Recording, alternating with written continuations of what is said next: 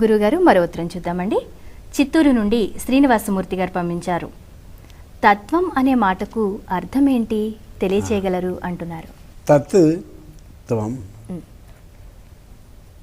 న స్త్రీ న పుమాన్ న నపుంసక. పరమేశ్వరుడు స్త్రీయా, పరమేశ్వరుడు పురుషుడా, లేక ఈ రెండూ కాని రూపమా? అది చర్చ. సరస్వతీదేవిని చూస్తూ అమ్మా నువ్వు అంటాం, ఓ శంకరుని చూస్తూ అయ్యా నువ్వు అంటాం. పరమేశ్వరుడు స్త్రీ కాదు, పరమేశ్వరుడు పురుషుడు కాదు, పరమేశ్వరుడు స్త్రీ పురుష అతీతుడు అయినటువంటి మూడవవాడు కాదు. నిర్గుణుడు, ఏ విధమైన గుణానికి లొంకనివాడు. ఆకారుడు, ఏ విధమైన ఆకారము లేనివాడు.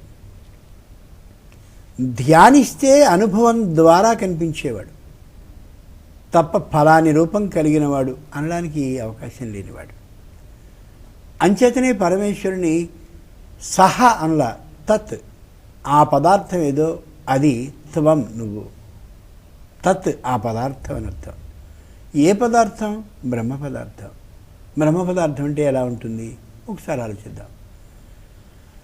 నీళ్లు మామూలుగా ఉన్నాయి, ఇలా పెద్ద పెద్ద కెరటాలు వచ్చి సుడిగుండాలు వచ్చి చాలా ఇదిగా కనిపిస్తూ ఉంటే దాన్ని సముద్రం అంటాం.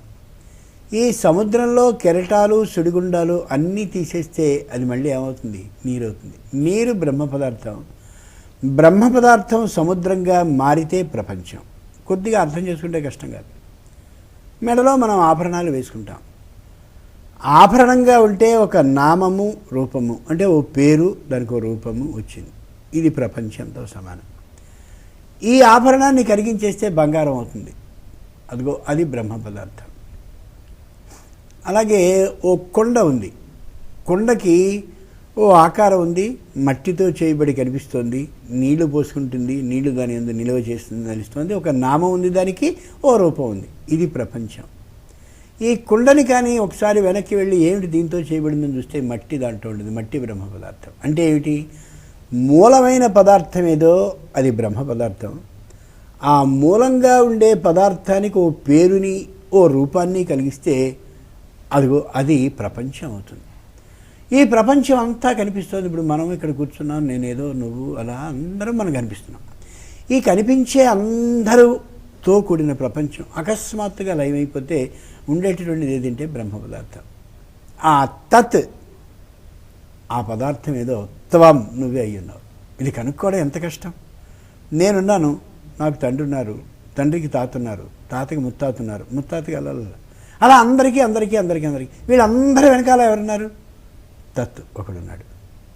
ఆ తత్ని ఎలా గమనించాలి? త్వం నువ్వు అయ్యావు అని గమనించడం. అది చాలా పై స్థాయి. తత్ త్వం.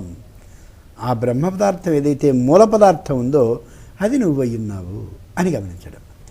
ఓ వస్త్రం మామూలుగా మనం వేసుకున్నాం, అలాగే ఈ వస్త్రాన్ని జాగ్రత్తగా అన్నీ ఏ పోకు ఆ పోకు అని తీసేసినట్టయితే సన్నటి దారపు తోడలు వస్తాయి. ఆ దారాన్నింటినీ కూడా మళ్ళీ మామూలుగా దీని వెనకేమిటని ఆలోచిస్తే పత్తి కనిపిస్తుంది. అది బ్రహ్మ పదార్థం. ఈ వస్త్రంగా అయితే ఒక పేరు ఓ రూపం దీనికి వచ్చింది. కాబట్టి ఏది నామ రూపాలు కలిగి ఉంటుందో అది ప్రపంచం. నామ రూపాలు లేకుండా ఉండే మూల పదార్థం ఏదైతే ఉంటుందో అది బ్రహ్మ పదార్థం. ఆ బ్రహ్మ పదార్థమే త్వం నువ్వు అయ్యున్నావు. కాబట్టి నువ్వు ఏవైనా అవుతావు. మత్స్య రూపం ఎత్తుతావు, వామన రూపం ఎత్తుతావు, కూర్మావతారం ఎత్తుతావు, రాక్షసుడిగా కనిపిస్తావు, శపిస్తావు, ఇంకోటి చేస్తావు, అన్నీ చేస్తావు, అన్నీ నువ్వు చేయగలవు అని నేను ఇప్పుడు గమనించుకోగలిగాను, గుర్తుంచుకోగలిగాను అని ఆ పరమేశ్వర తత్వాన్ని గమనించడం ఏదుందో అది తత్వం. గురుగారు మరో ఉత్తరం చూద్దాం.